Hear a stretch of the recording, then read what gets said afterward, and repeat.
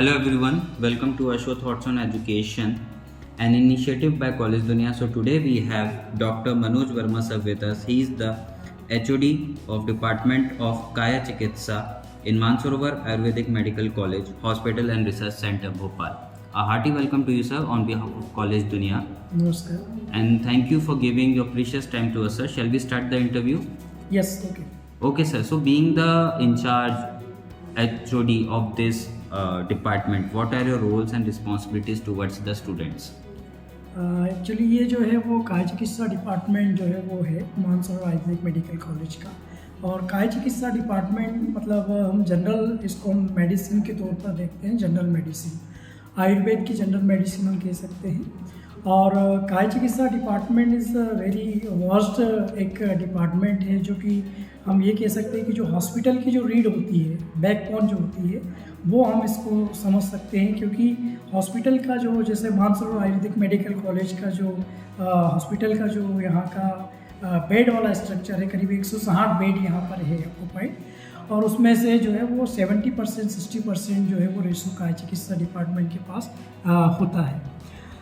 दूसरी चीज़ ये है कि हमारा जो काय चिकित्सा डिपार्टमेंट में जो है वो मेडिसिन से रिलेटेड सारी चीज़ों को जो है वो बच्चों को फोकस करा के जो है वो स्टडी कराई जाती है।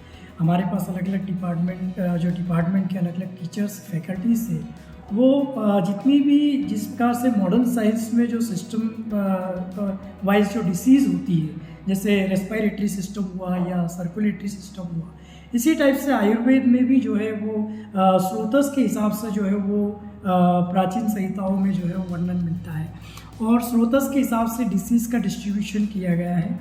और उन डिसीज़ को जितनी भी स्रोतस का जितनी भी डिसीज़ आती है, जैसे उदक व स्रोतस की हम बात करें तो उसमें पूरा जो आपका इंटेस्टाइनल ट्रैक जो आता है, ओरल कैविटी से लगा के एनस तक, वो पूरा का पूरा जो है इसमें कवर हो जाता है। और उससे रिलेटेड जितनी भी डिसीज़ होती है उनको हम पूरी तरह से जो है वो आयुर्वेद के परिप्रेक्ष्य से और मॉडर्न के कंसेप्ट को लेकर दोनों को जो है वो कोरिलेट करते हुए जो है वो बच्चों को स्टडी कराते हैं। हमारे लेक्चर्स में हम उनको प्रोवाइड कराते हैं। उसके बाद में हम बच्चों को, जैसे आयुर्वेद के दृष्टिकोण से देखा जाए तो हम बच्चों को बताते हैं कि जो बेसिक जो डिसीज़ है उसकी ओरिजिन क्या हुआ है, वो किस प्रकार से उसकी निरुक्ति हुई है, किस प्रकार के उसके जो है वो पूर्व हुए, पूर्व मतलब अपन मॉडर्न साइंस में जाए तो सिम्टम्स की बात करें, प्रीवियस सिम्टम्स क्या क्या उसमें देखने को मिलेंगे, हम उस पर डिस्कस करते हैं। बच्चों को बताते हैं उसके कितने कितने जो है वो भेद होंगे, कितने उसके टाइप्स रहेंगे पर्टिकुलर एक एक डिसीज़ के, फिर उसके बाद में उसके क्या क्या सिम्टम्स रहेंगे जिसको हम लक्षण के तौर पर देखते हैं। इसके अलावा हम किसी भी डिसीज़, जो भी डिसीज़ हमारे शरीर में निर्माण हो रही है या जिसकी भी पैथोजेनेसिस क्रिएट हो रही है, उसको हम जो है वो संप्राप्ति के रूप में आयुर्वेद शास्त्र में उसको पढ़ते हैं कि उसकी संप्राप्ति निर्मिति होती है। पहले उस डिसीज़ का जो है ओरिजिन जो है वो लेवल होता है, पहले वो कोई भी फॉरेन एंटीजन या फॉरेन पार्टिकल्स या कोई भी डिसीज़ जब इंटर करती है बॉडी में, फिर उसको जो है वो किस प्रकार से अपने स्टेप बाय स्टेप ग्रोथ करती है। तो इन सब चीज़ों का जो है हम आयुर्वेद शास्त्र में जो है वो बारीकी से अध्ययन करते हैं, और शास्त्र में इसका पूरा वर्णन जो है वो आयुर्वेद शास्त्र में मिलता है।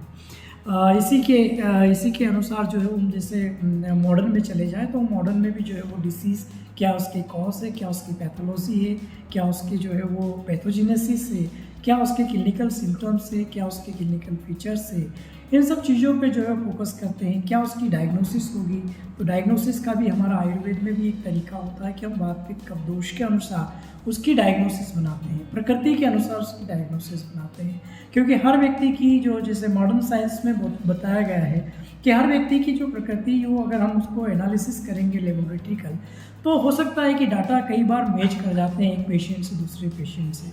लेकिन आयुर्वेद में जब हम उसकी प्रकृति परीक्षा करते हैं या जब भी हम आयुर्वेद कंसेप्ट के अनुसार, त्रिदोष के अनुसार जब हम उसका प्रकृति का दोष का निर्धारण करते हैं, तो सभी व्यक्ति विशेष का एक अलग अलग जो है वो डिस्क्रिप्शन प्राप्त होता है, और फिर हम उस हिसाब से जो है वो डिसीज़ को डायग्नोसिस के तौर पर देखते हैं कि ये कौन सी डिसीज़ है, और फिर उसका हम जो है वो निदान आयुर्वेद पद्धति से ही करते हैं। दूसरी चीज़ ये है कि हम आयुर्वेद पद्धति में, जैसे कि हम हमारे पास जो काय चिकित्सा का जो विभाग है उसमें बहुत से प्रकार की चिकित्सा हम जो है वो इंक्लूड करते हैं पेशेंट को। जैसे मान लीजिए हमें पेशेंट जो है वो पंचकर्म की प्रोसीजर होती है। तो पंचकर्म की प्रोसीजर अगर कोई पेशेंट ऐसा है जिसका बल बहुत कम है या जो बहुत ज़्यादा वीक है, तो हम उसको पंचकर्म न कराते उसको समन चिकित्सा में जो है वो लेके आए। समन चिकित्सा में उसको मेडिकेशन पे रखते हैं, मेडिकेशन से ठीक करने का प्रयास करते हैं।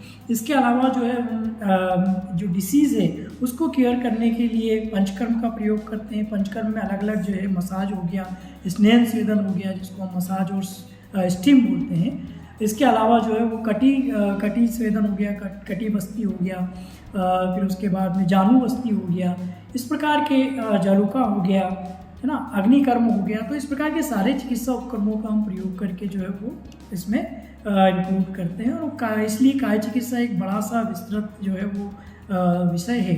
इसमें हम दूसरी चीज़ डाइट को भी जो है वो फॉलो करने के लिए जो है पेशेंट को बताते हैं।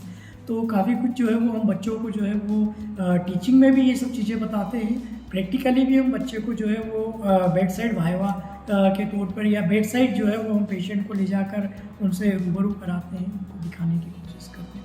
तो काय चिकित्सा is a very important subject for hospital. Right, sir. So, what are your views upon the placements and higher education about the students from your department, or how does your department prepares the students for the higher education?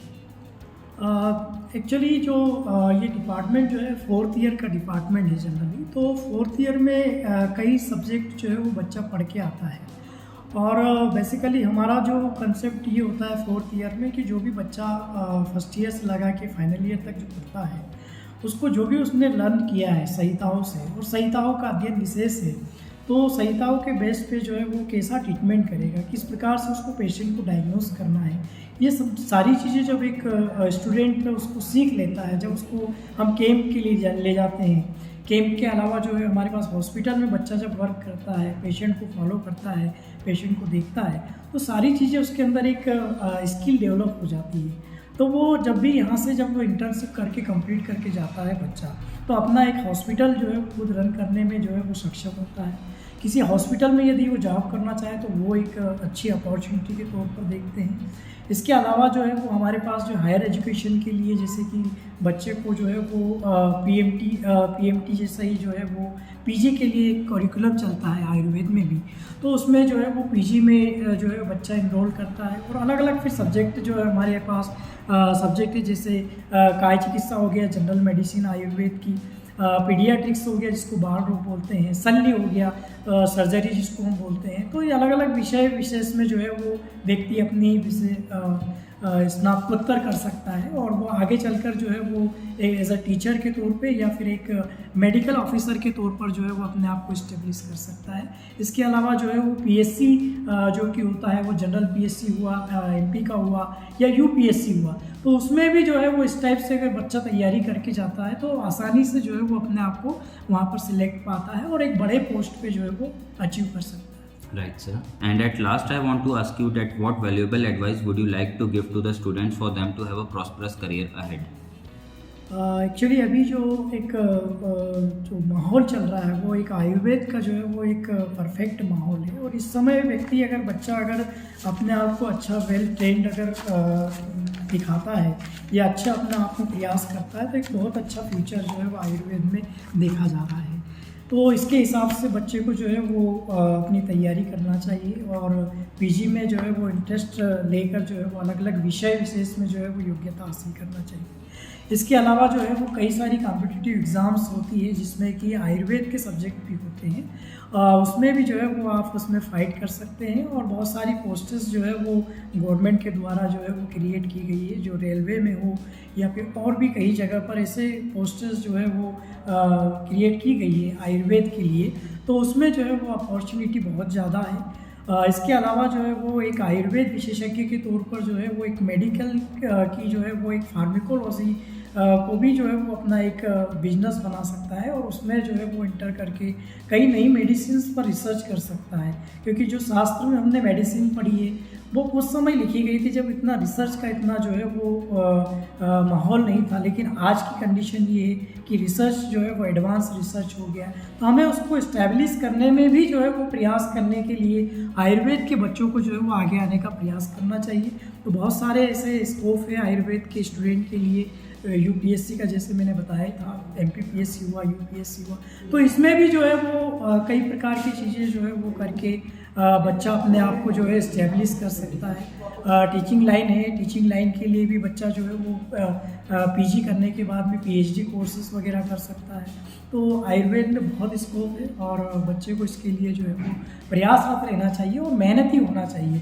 आज जो युग है वो बिल्कुल media से जो है वो काफ़ी मुखातिब हो चुका है और मीडिया में काफ़ी समय जो है वो एक अपना जो है वो जाया करता है। इसकी बजाय जो है वो एक अपने ट्रेडिशनल मेडिसिन पर या अपने वर्क पर यदि फोकस करे तो अपने आप को एक अच्छा जो है वो फिजिशियन, एक अच्छा नागरिक जो है वो दिखा सकता है।